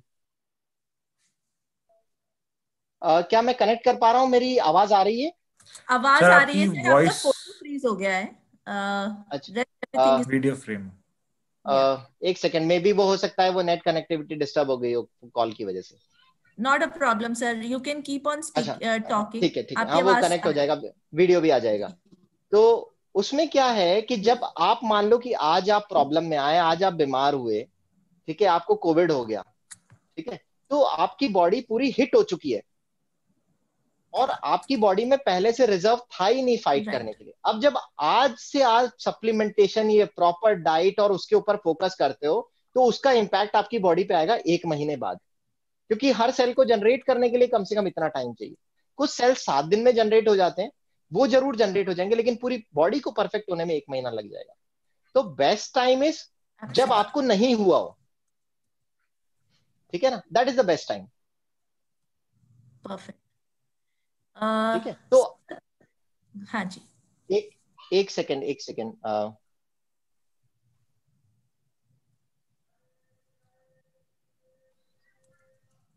Now it will be okay. अब ठीक है, वीडियो ठीक है अब मेरा? yes, Perfect, yes, Dr. Saab. perfect. Yes. हाँ, नाउ इट्स फाइन, ठीक है। तो अब लोग क्या गलती हो कर रहे हैं, वो देख रहे हैं कि मेरे आस पड़ोस में 10 लोग बीमार हैं, मेरे फैमिली में एक आदमी बीमार है, वो उसी का ट्रीटमेंट कर रहे हैं। अरे वो हो गया, आपको ट्रीटमेंट किसका करना है? आपके घर में जो बीमार नहीं हुआ, Right. है ना, यहां करना है। तो सबसे पहली चीज, अगर आप अवेयर हो गए हैं, आपके घर में बीमारी नहीं आई है, तो this is the right time to start to make your body perfect. है, बूस्ट योर इम्यूनिटी नहीं कह रहा मैं, बूस्ट वाला फंडा गड़बड़ है। मेक योर बॉडी परफेक्ट, ठीक है, इसे आप परफेक्ट कीजिए, फिर आप उस पर टॉपिंग्स डालिए ताकि वो और बढ़िया काम करे। हाँ, अगर आपको बीमारी हो गई, आप इंपैक्टेड हो गए, आपके लंग्स खराब हो चुके हैं, 60% डैमेज है, 70% डैमेज है, सैचुरेशन नहीं मेंटेन हो पा रहा है, थोड़ी सी प्रॉब्लम है, घबराने की जरूरत नहीं है। आप लेट हो, लेकिन घबराने की जरूरत नहीं है। बॉडी के हीलिंग सिस्टम को अब आपको स्ट्रॉन्ग करना है, जो मैंने कहा आपको रिपेयर मैकेनिज्म। तो रिपेयर मैकेनिज्म के लिए जो भी कंपोनेंट उसे चाहिए मैं आपको बता चुका, उन्हें आप एडुकेट क्वांटिटी में लीजिए। Protein at least 30 to 40 gram supplement कीजिए। एक बीमार आदमी को मैं 40 to 50 ग्राम सप्लीमेंटेशन करने के लिए कहता हूँ। डेली जो मल्टीविटामिन है उसे सुबह शाम खाने के लिए कहता हूँ। क्यों? क्योंकि एक मल्टीविटामिन आज के लिए और एक वो पुराने खाते की जो आपने पूरी नहीं करी थी। तुलसी सुबह शाम लीजिए, वसाखा मुलेठी सुबह शाम लीजिए। अब आपको सप्लीमेंटेशन की डोज को बढ़ाना पड़ेगा, क्योंकि अब आपकी बॉडी में 2 चीजें हैं, एक आज ठीक रखना है और एक कल जो खराब करी थी उसे ठीक करना है। ठीक है, तो इस टाइम पे आपको सप्लीमेंटेशन बढ़ाना पड़ेगा। सप्लीमेंट वही लेना है, आपको फिट रहना है तो भी वही लेना है, लेकिन जब आप बीमार हो गए, आपको रिपेयरिंग चाहिए, तो वो सप्लीमेंटेशन आपको 1.5 गुना तक बढ़ाना पड़ेगा, एटलीस्ट 1.5 से 2 गुना, क्योंकि इस टाइम पे आपकी बॉडी का स्ट्रेस लेवल हाई है, फाइटिंग और रिपेयरिंग सिस्टम बहुत तेजी से काम कर रहा है। ठीक है, बस इतना सा करना है आपको, और कुछ ऐड ऑन करने की जरूरत नहीं। Right sir. सर एक क्वेश्चन आया है कि कुछ हार्ट इश्यूज थे तो सप्लीमेंटेशन लिया, उससे बहुत फायदा हुआ, लेकिन कैल्शियम जब लिया तो उनसे उनको ये फील हो रहा है कि थोड़ी स्टिफनेस हो गई है। So is it because of the calcium और what can be done for this case sir? उनको देखो, कैल्शियम की वजह से स्टिफनेस नहीं आ सकती, उनको हो सकता है कोई मेडिसिन चल रही हो। कैल्शियम एक ऐसी चीज है, चाहे वो कितनी भी हम लोग नेचुरल बना लें, वो कुछ ना कुछ मेडिसिन से क्रॉस रिएक्ट कर जाती है और वो कैल्शियम प्रेसिपिटेट कर देती है किसी टैबलेट को, और उसका जो एबनॉर्मल फॉर्म कन्वर्ट होता है वो आपकी बॉडी में कुछ प्रॉब्लम कर सकता है। अगर आप ऑलरेडी किसी कार्डिक मेडिसिन पे हैं, तो आप अपनी कार्डिक मेडिसिन के बीच में और कैल्शियम की टैबलेट के बीच में एटलीस्ट 3 से 4 घंटे का गैप रखिए, तो हो सकता है आपकी ये प्रॉब्लम सॉर्ट आउट हो जाए। स्टिफनेस के लिए आप सिर्फ कैल्शियम को मत चूज कीजिए। बॉडी में अगर आपको एक प्रॉब्लम है तो हो सकता है कुछ डेफिशिएंसीज हो, जो आज की डेट में मैंने कॉमन देखा है लोगों में B12 D3 की डेफिशिएंसीज आती हैं, आप इनको टेस्ट करवा लीजिए। अगर ये कम है तो आप इनको और एडिशनली सपोर्ट करने कीजिए, है ना। और आप अपनी मेडिसिन चेक कर लीजिए एक बार, ऐसी कोई मेडिसिन ना हो जो कैल्शियम सप्लीमेंट के साथ आप ले रहे हो और वो क्रॉस रिएक्ट कर रही हो, है ना। ऐसा कैल्शियम से कभी मैंने देखा नहीं और किसी को होता नहीं है, मेरे पेशेंट में आज दिन तक नहीं हुआ, और लिटरेचर भी ऐसा कुछ कहता नहीं कैल्शियम लेने से ऐसा कुछ होता है। हाँ, सिंथेटिक कैल्शियम अगर आप खा रहे हो कोई, क्योंकि बहुत सारे इस प्लेटफॉर्म पे बैठने वाले ऐसे भी लोग हैं जो फार्मास्यूटिकल कैल्शियम खाते हैं और सुनते हैं न्यूट्रलाइट के बारे में। अगर आप कोई फार्मास्यूटिकल कैल्शियम खा रहे हो तो वो डेफिनेटली इस तरह की प्रॉब्लम्स क्रिएट कर सकती है। उसका रीजन ये है कि वो जिस सॉल्ट से बनते हैं वो आपकी बॉडी में क्रिस्टलाइज होते हैं, वो जॉइंट में क्रिस्टलाइज हो सकते हैं, वो किडनी में क्रिस्टलाइज हो सकते हैं। उसकी वजह से आपको किडनी में स्टोन की प्रॉब्लम हो सकती है, बॉडी में मसल क्रैम्प्स आ सकते हैं और जॉइंट स्टिफनेस फील हो सकती है। तो सबसे इंपॉर्टेंट चीज है कि पहले आप देखिए कि आप न्यूट्रलाइट का ही कैल्शियम ले रहे हैं, और ले रहे हैं तो फिर आप देख लीजिए कि आप किसी ऐसी मेडिसिन, फार्मास्यूटिकल मेडिसिन के साथ तो नहीं ले रहे जिसकी क्रॉस रिएक्टिविटी की वजह से आपको प्रॉब्लम हो रही हो। Perfect sir. Sir, one more question, people have a concern कि जिन भी सप्लीमेंटेशंस की अभी हम बात कर रहे हैं, क्या एक साथ जब हम वो सप्लीमेंटेशन लेते हैं तो कुछ हार्मोनल इम्बैलेंस तो नहीं हो जाता उससे? मैंने जितने बताए मैं इससे भी ज्यादा ले रहा हूँ, मेरे में तो नहीं हुए पिछले 5 साल से। कहीं से दिखता है क्या? Right sir. सो सर, एक बार थायराइड के लिए कुछ बता सकते हैं, like if we can have some preventive actions for हाँ, थायराइड? Definitely definitely. थायराइड की प्रॉब्लम कॉमनली फीमेल्स को होती है, मैं ये बता दूं। और क्यों है ये कॉमन प्रॉब्लम? क्योंकि फीमेल्स में हार्मोन फ्लक्चुएशंस बहुत होते हैं। प्यूबर्टी के टाइम पे जब फीमेल 13-14 साल की होती है, 18 साल की एज में उसके हार्मोन्स का बैलेंस अलग होता है, और फिर जब वो प्रेग्नेंट होती है उस टाइम पे भी उसके बॉडी में बहुत सारे हार्मोनल चेंजेस आते हैं। अगर आपकी बॉडी के कंपोनेंट्स जो इन हार्मोन्स को बैलेंस कर रहे हैं वो प्रॉपर नहीं है, तो ये इम्बैलेंस कोई ना कोई हार्मोनल डिजीज पैदा कर देती है। आपने देखा होगा प्रेगनेंसी के टाइम पे कई फीमेल्स को डायबिटीज भी हो जाती है, शुगर के लेवल्स गड़बड़ हो जाते हैं, शुगर बहुत हाई आती है, बीपी बहुत राइट। हाई आता है। थायराइड की प्रॉब्लम उनको प्रेगनेंसी में कॉमन हो जाती है, क्योंकि और वो ये कहते हैं कि पहले तो कभी नहीं थी, अचानक प्रेगनेंसी में क्या हुआ। ये सारी चीजें इसलिए हुई क्योंकि आपकी बॉडी ऑप्टिमाइज नहीं थी किसी भी हार्मोनल प्रेशर को या स्ट्रेस को झेलने के लिए। तो आपको करना क्या है, आपकी बॉडी को हार्मोन बनाने के लिए जो भी कंपोनेंट चाहिए, अगर आप उसे 13 साल की उम्र से ऑप्टिमाइज रखते हो तो ये प्रॉब्लम्स किसी भी फीमेल में डेवलप नहीं होगी। ठीक है ना। ये कहां से ओरिजिनेट हो रही है? बेसिकली थायरॉक्सिन जो है वो एक हार्मोन है जो बनता है प्रोटीन से। प्रोटीन ब्रेक डाउन होता है बहुत सारे अमीनो एसिड्स में, फिर वो नए फॉर्म में ब्रिज होता है और वो एक चेन बनाता है, वो चेन थायरॉक्सिन हार्मोन। जब आपकी बॉडी में स्ट्रेस की वजह से कम बनने लग जाता है तो ये प्रॉब्लम होने लग जाती है। एक कंपोनेंट थायरॉक्सिन आपके ग्लैंड में बन रहा है, एक कंपोनेंट इसका, एक हार्मोन आपके ब्रेन में बन रहा है। वो जो ब्रेन में बन रहा है वो कंपोजिशन बन रहा है आपके ना सिर्फ प्रोटीन से बल्कि उसका एक पार्ट फैट भी है। वो फैट क्या है? ओमेगा 3। ठीक है।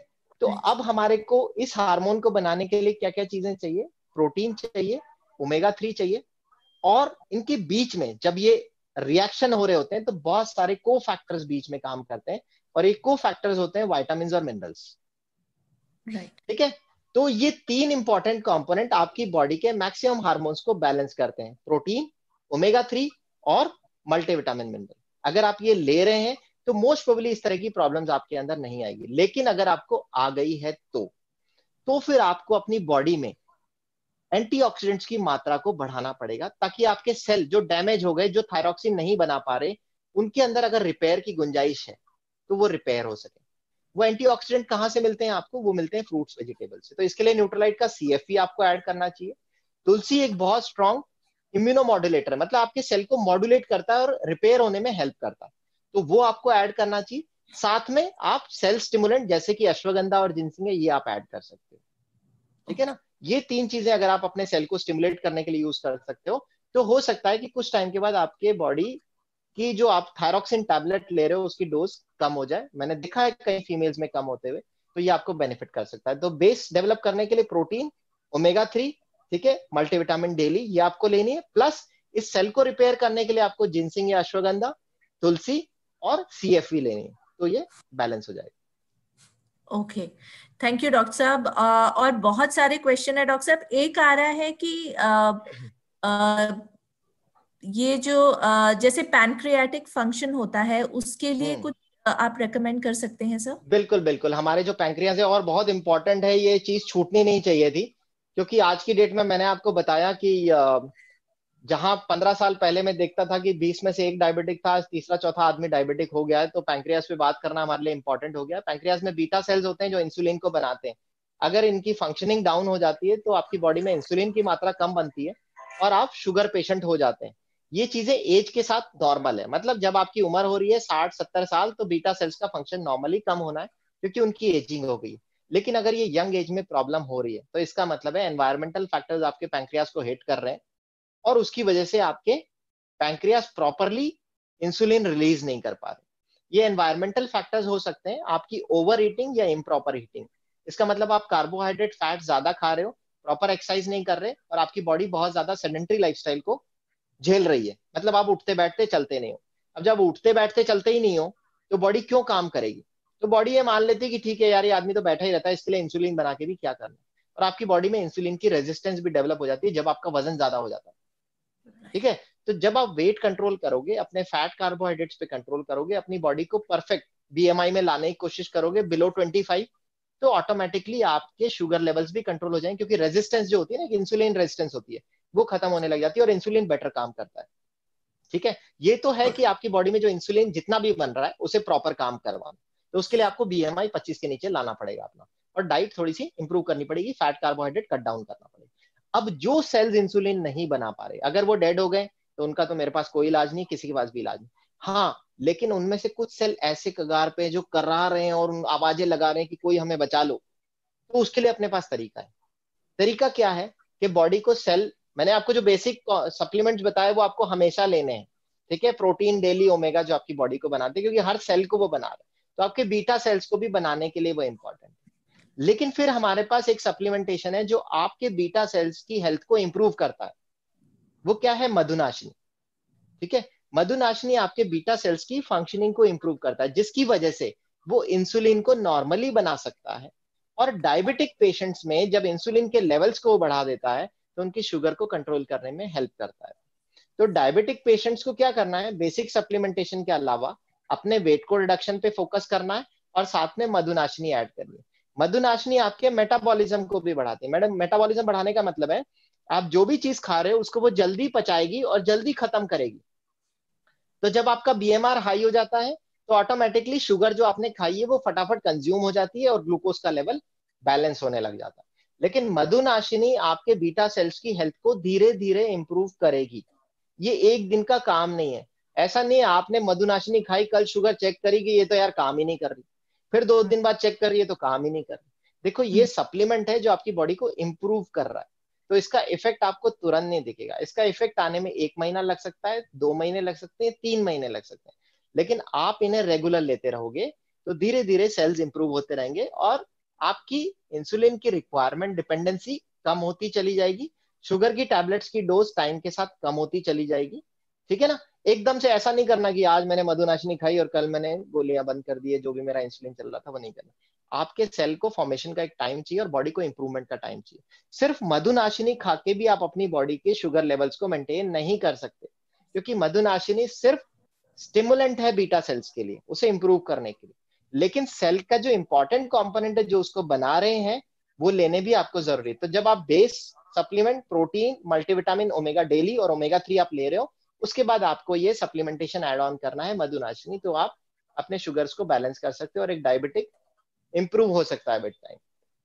ठीक है, और मैं आपको और बता दूं, ये मधुनाशिनी ना सिर्फ पैंक्रियाज की हेल्थ को इंप्रूव करता है, इनडायरेक्टली पैंक्रियाज और लिवर, हमारे बॉडी के दोनों सिस्टम्स जुड़े हुए हैं, तो पैंक्रियाज की हेल्थ को इंप्रूव करके इनडायरेक्टली लिवर को भी हेल्प करता है।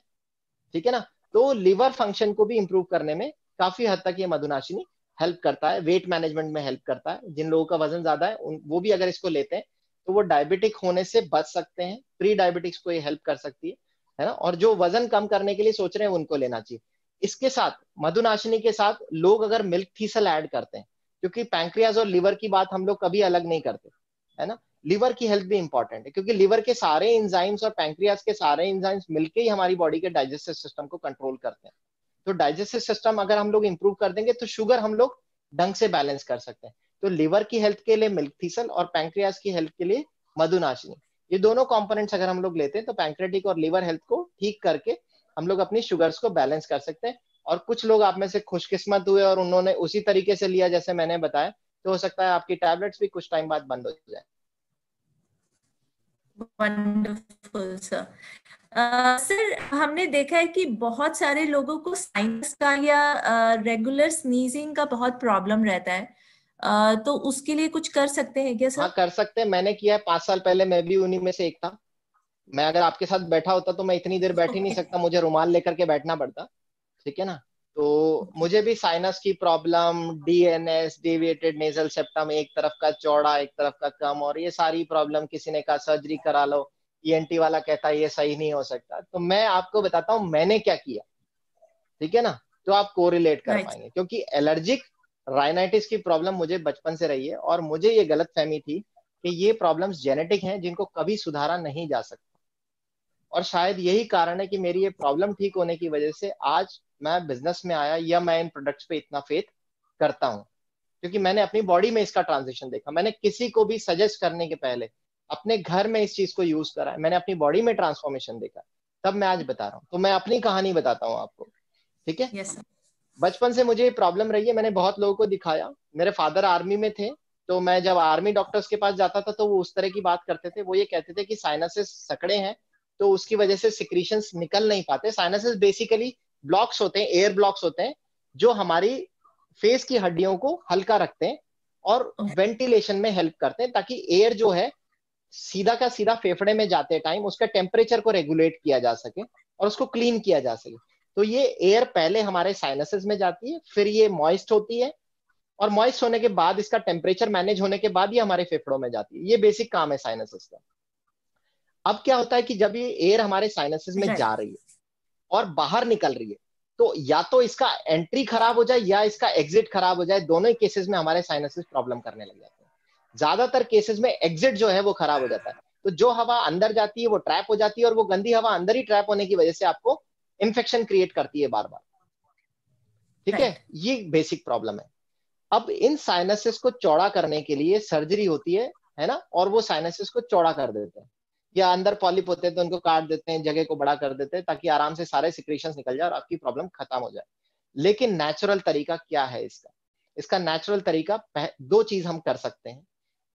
पहली चीज, हमारे साइनसेस को बड़ा करने के लिए हम लोगों को रनिंग करनी पड़ेगी रोजाना। रनिंग ऐसे नहीं बीच में बगल में बात करते हुए, जिस समय आप रनिंग करो वो इतनी तेज होनी चाहिए कि आपके बगल में कोई आदमी हो तो आप उससे बात ही नहीं कर पाओ। अगर दो आदमी एक साथ एक ही स्पीड पे भाग रहे हैं तो भी वो बात नहीं कर पाए, तो इतनी स्पीड होनी चाहिए आपकी। ठीक है, तो स्प्रिंट रनिंग जिसे कहते हैं, फास्ट रनिंग आपको करनी है। 1 से 2 किलोमीटर की फास्ट रनिंग रोज ब्रेक में आप कर सकते हो, जिससे आपका एयर सर्कुलेशन जो है फास्ट हो और आपके साइनसेस ब्रॉडन अप हो सके। ठीक है, ये पहली चीज है। दूसरी चीज, हमारे साइनसेस को अंदर म्यूकोसल लाइनिंग से कोटेड है पूरी की पूरी, तो उस म्यूकोसल लाइनिंग को हमें हेल्दी रखना पड़ेगा, ताकि जो भी गर्म हवा उस पर लग रही है उससे वो हिट होके खराब नहीं हो। तो उसकी हेल्थ को हमें मेंटेन रखना पड़ेगा। ठीक है, हमारी लाइनिंग्स को हमें मेंटेन रखना पड़ेगा अंदर की जो क्लीनिंग कर रही है। तो म्यूकोसल हेल्थ को मेंटेन करने के लिए हमारी जो बेसिक म्यूकोसा है उसकी नीचे की डीप लेयर बनी हुई है पूरी प्रोटीन से, और उसकी जो कोटिंग है उसका पूरे जो इंपॉर्टेंट फैक्टर्स है वो है बी कॉम्प्लेक्स। ये हमें मेंटेन करने में हेल्प करती है। तो जिन लोगों को इस तरह की प्रॉब्लम है उन्हें नेचुरल भी सुबह शाम लेना चाहिए, प्रोटीन अपनी डाइट में बढ़ाना चाहिए। ठीक है, और साथ के साथ ही उन्हें तुलसी जैसी चीज लेनी चाहिए जो आपके इम्यून सिस्टम को स्ट्रांग करने में हेल्प करती है, या आपके सेल के फाइटिंग मैकेनिज्म को हेल्प कर सकती है। ये आपको रेगुलर लेना चाहिए। क्या क्या बताया मैंने आपको? तुलसी, नेचुरल बी और प्रोटीन। अब राइट। इसके साथ ऐसे लोगों को एक्नेशिया ट्रिपल गार्ड का एक कोर्स लेना चाहिए, जिसे उन्हें 15 दिन बाद दोबारा रिपीट करना चाहिए, और फिर 6 महीने बाद दोबारा रिपीट करना चाहिए। उसके बाद अगर उनकी रिक्वायरमेंट रहती है तो उसे रिपीट करें, वरना मोस्ट ऑफ द टाइम जरूरत नहीं पड़ती है उसकी। ठीक है, अगर आपने ये सारे सप्लीमेंटेशन रेगुलर लिए। ठीक है, तो एक्सरसाइजिंग प्लस ये सप्लीमेंट, क्या प्रोटीन जो आपके बेस लेयर को बनाए, उसकी म्यूकोसल लेयर को बनाने के लिए, बी कॉम्प्लेक्स के लिए अपने नेचुरल बी, ठीक है, और इन सब के अंदर जो आपके सेल्स काम कर रहे हैं फाइट करने के लिए, जिनको हम लोग नेचुरल किलर सेल्स कहते हैं, हमारी फर्स्ट लाइन डिफेंस जिनको कहते हैं, उनको बूस्ट अप करने के लिए इग्नेशिया ट्रिपल गार्ड का एक कोर्स 15 दिन बाद रिपीट, 6 महीने बाद रिपीट, तो हम लोग इस साइनस की प्रॉब्लम से फाइट आउट कर सकते हैं। मैं फाइट आउट कर चुका, मैं आज प्रॉब्लम फ्री हूं, तो होपफुली आप भी प्रॉब्लम फ्री हो जाए। And in addition to all this, sprint running, like fast running. हाँ, स्प्रिंट फास्ट रनिंग करनी है, क्योंकि साइनसिस सिर्फ देखो सप्लीमेंट खाने से तो आपकी बॉडी स्ट्रांग होगी, लेकिन साइनसिस के होल्स को भी अपने को बड़ा करने की जरूरत है ना। उसे बड़ा करने का तरीका यही कि आप फास्ट ब्रीदिंग एक्सरसाइज करो। अब बैठ करके फास्ट ब्रीदिंग एक्सरसाइज पॉसिबल नहीं है, तो जब आप स्प्रिंट रनिंग करते हो तो आप तेज हवा लेते हो नाक से और तेज हवा छोड़ते हो, तो ऑटोमेटिकली जब किसी होल से हवा बार बार तेज अंदर बाहर जाती है तो अपने आप चौड़े होते चले जाते हैं, ठीक है। And it's not a one day work, मेहनत करनी पड़ेगी, 4 से 6 महीने लगते हैं इन सारे काम में, ठीक है। तो आपको पेशेंस, अगर आपको बॉडी को परफेक्ट बनाना है ना, तो इंपॉर्टेंट चीज यही है, पेशेंस रखना पड़ेगा। मेरे पास जितने मरीज आते हैं वो 1 मिनट में ठीक होना चाहते हैं कि डॉक्टर साहब हम तो शाम को ही ठीक हो जाए, हम तो कल ही ठीक हो जाए, इसलिए फिर उनको दवाई लिखनी पड़ती है और वो जिंदगी भर बीमार ही रहते हैं। तो अगर आपको परफेक्ट होना है तो पेशेंस रखना पड़ेगा बॉडी को परफेक्ट बनाने के लिए, और आपको सिर्फ बीमारी ठीक करनी है तो ठीक है, उसके लिए बहुत दवाई आती है। एक दिन ठीक रहोगे, अगले दिन फिर बीमार, फिर 15 दिन ठीक रहोगे, फिर बीमार। तो दोनों चीजों को आपको समझना पड़ेगा। हम डॉक्टर लोग सिम्टम ट्रीट करते हैं, जब हम पर्चा लिखते हैं ना, दवाइयां लिखते हैं पर्चे में, तो हम सिम्टम ट्रीट करते हैं, बीमारी नहीं ट्रीट करते। मैं जो आपसे आज बात कर रहा हूँ वो बीमारी ट्रीट करने के बारे में कर रहा हूँ। हमें उसे ओरिजिन से ही खत्म करना पड़ेगा, जहां से शुरू हुई थी, तभी हम उसे कंट्रोल कर पाएंगे, है ना। तो हमें सिम्टम नहीं ट्रीट करना। आज आपकी जुकाम हो रही है, नाक बह रही है, तो वो सिम्टम है, प्रॉब्लम अंदर से आई है, तो अंदर की प्रॉब्लम ठीक कर देंगे तो बाहर की प्रॉब्लम ठीक हो जाएगी। अभी सीधा सा तरीका है कि दुकान से जाके फार्मास्यूटिकल से एंटी एलर्जिक ले लो तो वो नाक तुरंत ड्राई हो जाएगी, लेकिन वो टेम्पररी है ना। जिंदगी भर सुकून चाहिए तो अंदर के सिस्टम को इंप्रूव करना पड़ेगा। एब्सोल्युटली सर, ओमेगा की टैबलेट्स अगर हम प्रेग्नेंट वुमेन को देते हैं, is it advisable? 3 soft advisable, it is wonderful, it is wonderful. मैंने आपको बताया ना कि एक स्टडी आ चुकी है जो ये कहती है कि जो प्रेग्नेंट फीमेल्स अपने पूरी प्रेगनेंसी में ओमेगा 3 खाती है, उनके बच्चे 9 गुना इंटेलिजेंट पैदा होते हैं। और अगर वो भूल गई है तो कोई बात नहीं, ब्रेस्ट फीडिंग के टाइम पे ओमेगा 3 ले 3 टैबलेट इजीली, तो उसका बच्चा 3 गुना इंटेलिजेंट पैदा हो जाएगा। उसके मोटर फंक्शंस इंप्रूव्ड होंगे, उसके सेंसरी फंक्शंस बेटर होंगे, उसका कॉग्निशन पावर बहुत अच्छा होगा, ठीक है ना। तो omega 3 is a wonder medicine for females. In fact मैं सजेस्ट करूंगा कि हर फीमेल, प्रेग्नेंट फीमेल को, अगर वो अपने, देखो उसका तो दिमाग हो गया डेवलप, वो अपनी चिंता नहीं करे, वो हो गई शादी, हो गई, कर ली पढ़ाई, कर ली, अब घर में आ रहा है पैसा और सब चल रहा है, तो वो अपना दिमाग डेवलप नहीं करे, फर्क नहीं पड़ता। लेकिन अगर वो बच्चे के लिए सोचती है तो डेफिनेटली उसे ओमेगा 3 लेना चाहिए, और सिर्फ प्रेगनेंसी में नहीं, जब तक वो अपने बच्चे को दूध पिला रही है तब तक उसे लेने की जरूरत है, क्योंकि ब्रेस्ट मिल्क में वो सब जाता है जो मदर खाती है। और प्रेग्नेंट फीमेल के लिए मैं स्पेशली बता दूं कि आप बेसिक सप्लीमेंट्स तो आपको लेने ही है। प्रोटीन आपको अपने लिए, बच्चे के लिए लेना है 1.5 ग्राम पर KG body weight. Multivitamin daily आपको लेनी है, ओमेगा 3 आपको लेनी है। लेकिन इसके अलावा प्रेगनेंसी में बच्चे की बोन फॉर्मेशन होती है, ठीक है ना, तो उसके लिए मदर को कैल्शियम की रिक्वायरमेंट आती है, वो आपको लेनी है। मदर अपना ब्लड ट्रांसफर कर रही होती है बच्चे को, तो उसको भी आयरन की रिक्वायरमेंट होती है, उसके लिए उसका हीमोग्लोबिन मेंटेन करने के लिए उसको आयरन चाहिए होता है। तो कैल्शियम और आयरन बेसिक सप्लीमेंटेशन के अलावा एक प्रेग्नेंट फीमेल को बहुत जरूरी है कि वो ऐड ऑन करे। कैल्शियम और आयरन को लेकर के बहुत सारी गलत फहमियां हैं फीमेल्स को, जो मैं क्लियर आउट करना चाहूंगा। जब भी कोई प्रेग्नेंट फीमेल कैल्शियम की टैबलेट्स खाती हैं तो उनकी एक कॉमन प्रॉब्लम होती है कि कैल्शियम खाते ही हमें उल्टियां होती है, इसलिए हमने कैल्शियम खानी छोड़ दी। 3 महीने बाद डॉक्टर उनको कैल्शियम लिखता है, वो कहता है 3 महीने तक आपको नहीं खानी है, आपको 3 महीने बाद ही खानी है। इसकी पीछे रीजन क्या है मैं आपको बताता हूँ। शुरू के 3 महीने प्रेग्नेंट फीमेल्स को मॉर्निंग सिकनेस की बहुत प्रॉब्लम रहती है। मॉर्निंग सिकनेस मतलब उल्टियां होना, है ना, उठते ही सुबह बड़ा नौजिया सा फील होना, है ना, उल्टियां महसूस होना, कुछ नहीं खाने का मन करना, जी मचलना, है ना, ये प्रॉब्लम्स फीमेल को शुरू के 3 महीने बहुत ज्यादा रहती है। तो उस समय कैल्शियम इस प्रॉब्लम को बढ़ा देती है। लेकिन वो कौन सी कैल्शियम होती है? वो होती है फार्मास्यूटिकल कैल्शियम। क्यों? क्योंकि जब आप फार्मास्यूटिकल कैल्शियम खाते हो तो वो CO2 रिलीज करती है जैसे ही पेट में जाती है।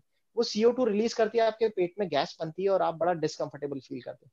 एक तो पहले ही आपको मॉर्निंग सिकनेस, ऊपर से वो फार्मास्यूटिकल कैल्शियम जो आपको प्रॉब्लम कर रही है, ठीक है।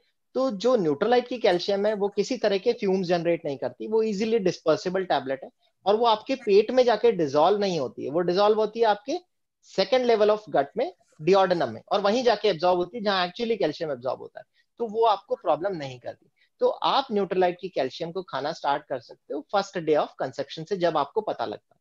इनफैक्ट कोई फीमेल अगर प्रेगनेंसी प्लान कर रही है तो उसे पहले ही कैल्शियम खाना स्टार्ट कर देना चाहिए, ताकि उसकी खुद की बोन्स पहले ही स्ट्रांग हो जाए। नहीं तो क्या होगा, प्रेगनेंसी के टाइम पे जब बच्चा जो होता है, इट्स एन एब्सोल्यूट पैरासाइट, वो मदर से सब खींच लेता है, ठीक है। तो जैसे ही वो खींचना स्टार्ट करेगा, एक प्रेग्नेंट फीमेल को हाथ पैर दुखना, कमर दुखना, हाथ पैरों में दर्द रहना, कुछ काम नहीं करने की इच्छा, कॉमन प्रॉब्लम डेवलप हो जाती है। ये सिम्टम्स होते हैं बेसिकली कैल्शियम डेफिशिएंसी के। उसके बाद जैसे ही बच्चे का कंसेप्शन लगता है, कंसेप्शन के बाद दूसरी प्रॉब्लम जो फीमेल में आती है होता है उसके आयरन जो है ड्रॉप आउट्स होते हैं। यहाँ पे भी प्रॉब्लम यही आती है कि जो हमारी फार्मास्यूटिकल आयरन की टैबलेट्स आती हैं वो सिंथेटिक कंपोनेंट से बनी हुई है, जो गैस्ट्रिक इरिटेशन करती है और आपको उल्टियां होती है उसकी वजह से। न्यूट्रलाइट की जो आयरन है वो पालक से बनी हुई है, और इसके साथ अच्छी बात क्या है, इसको डाइजेस्टेबल बनाने के लिए इसमें विटामिन सी डाला गया है। विटामिन सी आपके पेट के गैस्ट्रिक जूसेस की एसिडिटी को मेंटेन रखता है, जिससे आयरन का एब्जॉर्प्शन अच्छा होता है। तो ये आपको गैस्ट्राइटिस भी नहीं करती, उल्टी जैसा मन भी नहीं होता, और इसका एब्जॉर्प्शन भी 100%, जो कि फार्मास्यूटिकल आयरन नहीं कर पाती है। बहुत साइंटिफिकली डिजाइन टैबलेट है ये, मार्केट में कोई टैबलेट इतनी साइंटिफिक डिजाइन नहीं है। इसमें एसेरोला चेरी का एक्सट्रैक्ट डाला गया ताकि एनवायरमेंट एसिडिक रहे जहां पे जाके एब्जॉर्ब हो रही है।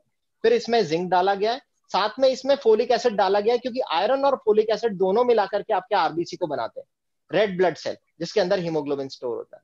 तो इतनी वंडरफुल साइंटिफिक टैबलेट है, मतलब कोई फार्मास्यूटिकल कंपनी ने सोचा नहीं होगा अभी तक।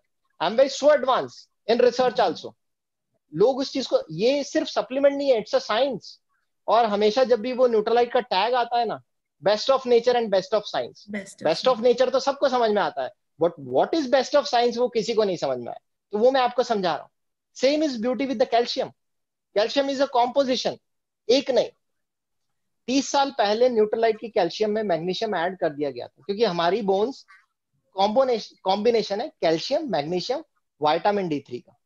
तो न्यूट्रलाइट वाज अहेड एडवांस, जब फार्मास्यूटिकल कंपनियां सिर्फ कैल्शियम बना रही थी, Nutrilite was making a combination जो आपकी बोन को परफेक्ट बनाता है। इसलिए जब आप न्यूट्रलाइट की कैल्शियम खाते हो तो आपकी बोन डेंसिटी अच्छी रहती है, लेकिन आप फार्मास्यूटिकल कैल्शियम 1 साल तक खा लेते हो तब भी आपकी हड्डियां दुखनी बंद नहीं होती, because it's not a perfect composition. क्योंकि बोन सिर्फ एक कैल्शियम से नहीं बनी हुई है, उसके अंदर और भी सारी चीजें हैं। अगर एक भी कंपोनेंट मिसिंग हो गया तो बाइंडिंग मैकेनिज्म सही नहीं होगा, बोन स्ट्रांग नहीं हो पाएगी। So Amway was so advance in research, और उसका नतीजा है कि आज ये टैबलेट्स, और इट कीप्स एडवांसिंग। तो बाकी फार्मा कंपनीज तो उतना सोच भी नहीं सकती, उनका काम तो दवाई बेचने का, but Nutrilite wants to give you something good. तो उसे आप समझिए, it's not only best of nature, it's best of science, and that's the science कि इट्स परफेक्ट सप्लीमेंट। इससे परफेक्ट नहीं हो सकता। कैल्शियम की टैबलेट आपको बहुत मिल सकती है, आयरन आपको बहुत मिल सकती है, मल्टीविटामिन आपको बहुत मिल सकती है, बट परफेक्ट नहीं मिलेगी। It's perfect. अगर मैं डेली की आपसे बात करूं तो daily is a combination of उतने विटामिन एंड उतने मिनरल जितने आपको चाहिए। उसके बाद उसमें एंटीऑक्सीडेंट फाइटोन्यूट्रिएंट्स एडेड है। एंड मैं आपको बता दूं, phytonutrients is patent of Nutrilite Amway. कोई और उसे बना नहीं सकता, कोई कॉपी नहीं कर सकता, इट्स पेटेंटेड। वो कितनी बड़ी बात है। उसके बाद हमारी बॉडी को चाहिए होते हैं 16 मिनरल, लेकिन हमारी डेली में है 11 मिनरल, 5 मिनरल मिसिंग है। तो न्यूट्रलाइट ने यहाँ तो गड़बड़ी कर दी, हमें 5 मिनरल क्यों नहीं दी, और वो मिनरल हमारी बॉडी को चाहिए होते हैं, लेकिन वो मिनरल हमारी डाइट में इतनी क्वांटिटी में है कि उन 5 मिनरल की कमी हमारी बॉडी में कभी नहीं आती, चाहे हम कितना भी गंदा खाना खा रहे हैं। See the science, they know it, they know कि हमारे को 11 ही मिनरल की जरूरत है, 5 मिनरल डालने की जरूरत नहीं है। अगर वो 5 मिनरल वो फालतू में डाल देते तो डेली की कॉस्ट बढ़ जाती। तो उन्होंने वो फालतू कचरा उसमें नहीं डाला, लेकिन फार्मास्यूटिकल कंपनियां डालती है और आपको नहीं पता, क्योंकि आपको यही नहीं पता कि हमें कौन से 11 मिनरल ज्यादा जरूरी हैं जो न्यूट्रलाइट डेली में डाले गए, कौन से वो विटामिन हैं जो डाले गए। तो एक बार उसको पलटिए, जब आप पैक को पलटेंगे ना, यू विल सी कि हर सप्लीमेंटेशन जो भी उसमें डाला गया, B1 B2 B3, it is 100% of RDA almost, और वो उसी रेशियो में डाला गया है जितना बॉडी एब्जॉर्ब करती है। कई लोग मेरे से कहते हैं कि न्यूट्रलाइट की जो कैल्शियम है वो 200 मिलीग्राम की आती है, और फार्मास्यूटिकल कैल्शियम तो 500 मिलीग्राम की भी आती है, 1000 की भी आती है। हम पैसा भी देते हैं और पूरा भी नहीं आता। ये 200 मिलीग्राम की कैल्शियम क्या करेगी? डॉक्टर भी यही बोलते हैं, ये 200 मिलीग्राम कैल्शियम क्या करेगी यार किसी पेशेंट में? कम से कम 1000 मिलीग्राम चाहिए होती है एक बीमार आदमी को। बट स्टडी WHO सेज, ये आपके पेपर दे से, कि एक बार में बॉडी 200 मिलीग्राम कैल्शियम से ज्यादा एब्जॉर्ब नहीं कर सकती। तो आप बनाइए टैबलेट 1000 की, 800 मिलीग्राम आपका निकल जाएगा सुबह, 200 मिलीग्राम ही एब्जॉर्ब करेगी, and that has to be natural.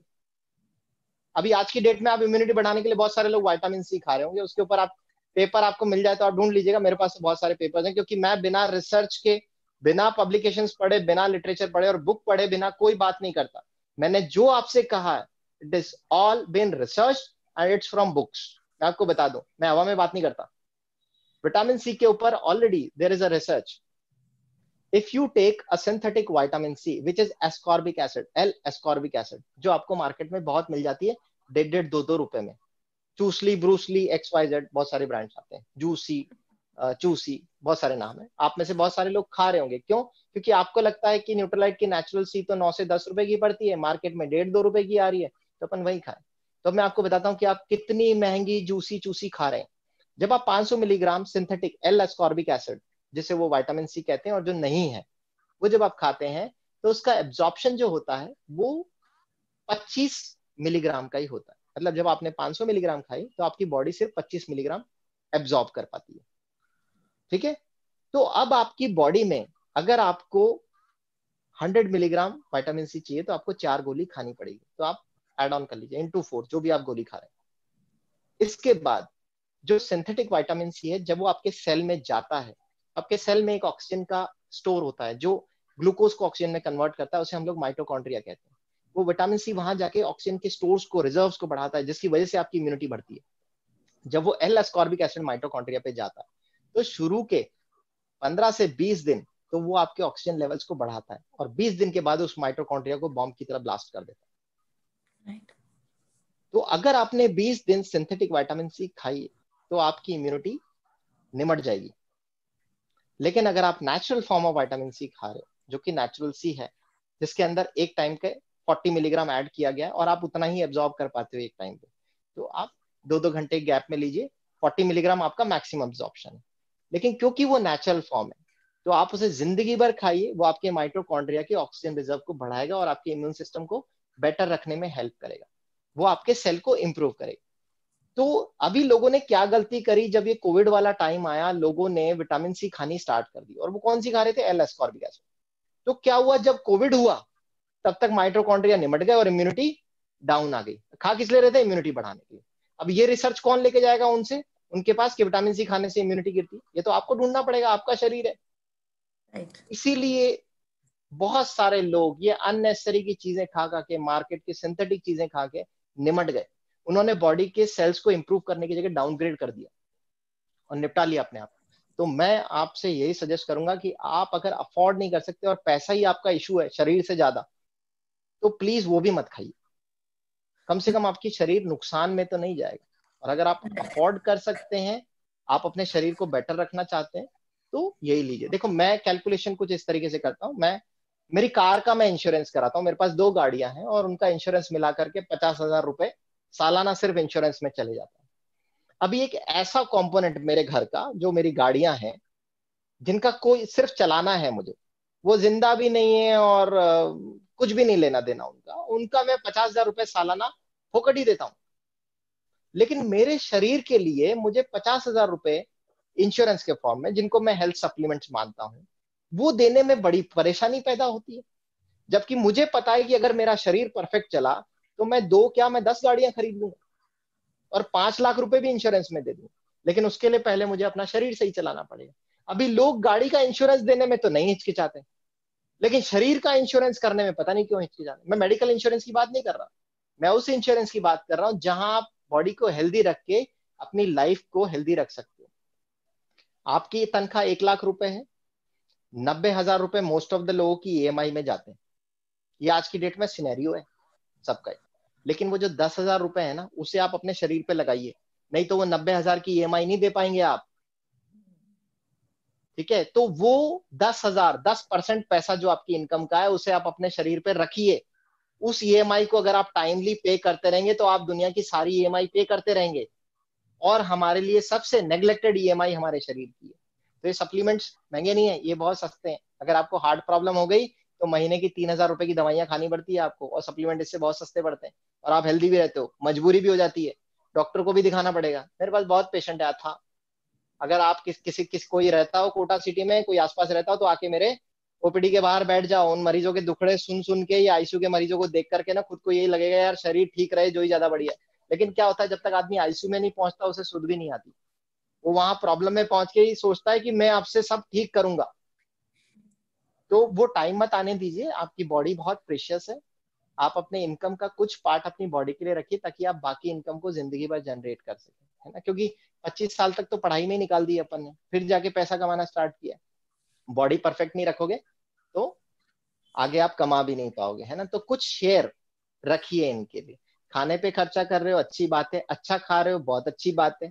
लेकिन वो आप अपने हिसाब से अच्छा खा रहे हो, मेरे हिसाब से नहीं खा रहे। ठीक है, डब्ल्यूएचओ के हिसाब से भी नहीं खा रहे। तो उसे करेक्ट कीजिए, कुछ सप्लीमेंट्स ऐड करिए, गैप को ब्रिज कीजिए, तो हम लोग चीजें परफेक्ट कर पाएंगे।